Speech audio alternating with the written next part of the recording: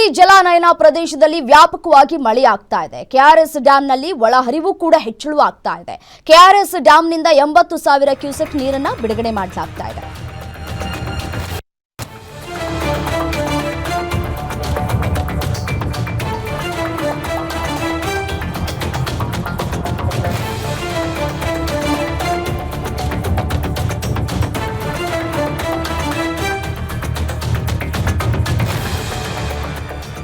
KRS ಡ್ಯಾಂನಿಂದ 80,000 cusec ನೀರನ್ನ ಬಿಡುಗಡೆ ಮಾಡಲಾಗ್ತಾ ಇದೆ.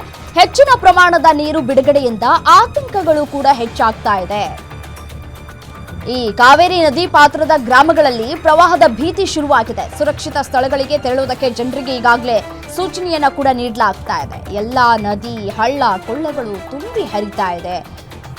ಮಳೆ ಅತಿಯಾಗಿ ಆಗ್ತಾ ಇರುವಂತಹ ಹಿನ್ನೆಲೆಯಲ್ಲೂ ಕೂಡ ಆತಂಕದ ವಾತಾವರಣ ಸೃಷ್ಟಿಯಾಗ್ತಾ ಇದೆ. ಕಾವೇರಿ ನದಿ ಪಾತ್ರದ ಗ್ರಾಮಗಳಲ್ಲಿ ಇದೀಗ ಪ್ರವಾಹ ಎಲ್ಲಾಗುತ್ತೋ ಅನ್ನುವಂತಹ ಭೀತಿ ಜನರನ್ನ ಕಾಡ್ತಾ ಇದೆ, ಆ ಭಾಗದ ಜನರಿಗೆ.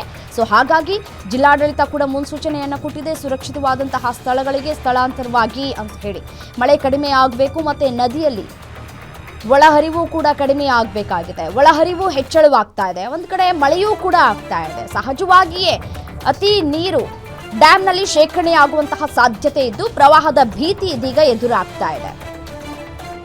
ಎಲ್ಲ ಕೆರೆ ಕಟ್ಟೆಗಳನ್ನ ತುಂಬಿಸಿ ಅಂತ ಕೂಡ ಹೇಳಿ ರೈತರು ಕೂಡ ಒಂದ್ ಕಡೆ ಆಗ್ರಹಿಸ್ತಾ ಇದ್ದಾರೆ. ಎಲ್ಲ ಕೆರೆ ಕಟ್ಟೆಗಳನ್ನ ತುಂಬಿಸುವಂತಹ ಕೆಲಸಕ್ಕೂ ಸರ್ಕಾರ ಮುಂದಾಗಿದೆ. ಆದರೂ ಕೂಡ ಅತಿಯಾದಂತಹ ಮಳೆಯಾಗ್ತಾ ಇದೆ. ಅತಿಯಾದ ಮಳೆಯಾಗ್ತಾ ಇರುವಂತಹ ಹಿನ್ನೆಲೆಯಲ್ಲಿ ಪ್ರವಾಹದ ಭೀತಿ ಶುರುವಾಗಿದೆ. ಕೆಆರ್ಎಸ್ ಡ್ಯಾಂನ ಒಳಹರಿವು ಕೂಡ ಹೆಚ್ಚಳವಾಗಿದೆ. ದೃಶ್ಯಾವಳಿಗಳಲ್ಲಿ ಕೂಡ ಗಮನಿಸ್ತಾ ಇದ್ದೀರಿ ಯಾವ ರೀತಿಯಾಗಿ ಹಾಲ್ ನೊರೆಯಂತೆ ಉಕ್ಕಿ ಹರಿತಾ ಇದೆ ಅಂತ ಹೇಳಿ. ಕಾವೇರಿ ಜಲಾನಯನ ಪ್ರದೇಶದಲ್ಲಿ ವ್ಯಾಪಕವಾಗಿ ಮಳೆ ಆಗ್ತಾ ಇದೆ. ಅಲ್ಲಲ್ಲಿ ಗುಡ್ಡ ಕುಸಿತಗಳಾಗ್ತಾ ಇದ್ದಾವೆ. ಪ್ರವಾಹದ ಭೀತಿಗಳು ಕೂಡ ಇದೀಗ ಶುರುವಾಗಿದೆ. ಕೆಆರ್ಎಸ್ ಡ್ಯಾಂನಲ್ಲಿ 80,000 ಕ್ಯೂಸೆಕ್ ನೀರನ್ನ ಹೊರಗಡೆ ಬಿಡುಗಡೆ ಮಾಡಲಾಗಿದೆ. ಹೆಚ್ಚಿನ ಪ್ರಮಾಣದ ನೀರು ಬಿಡುಗಡೆ ಮಾಡುವಂತಹ ಸಾಧ್ಯತೆಗಳು ಕೂಡ ಇರುವಂತಹ ಹಿನ್ನೆಲೆಯಲ್ಲಿ ಆ ಭಾಗದ ಸ್ಥಳೀಯರಲ್ಲಿ ಆತಂಕ ಹೆಚ್ಚಾಗ್ತಾ ಇದೆ.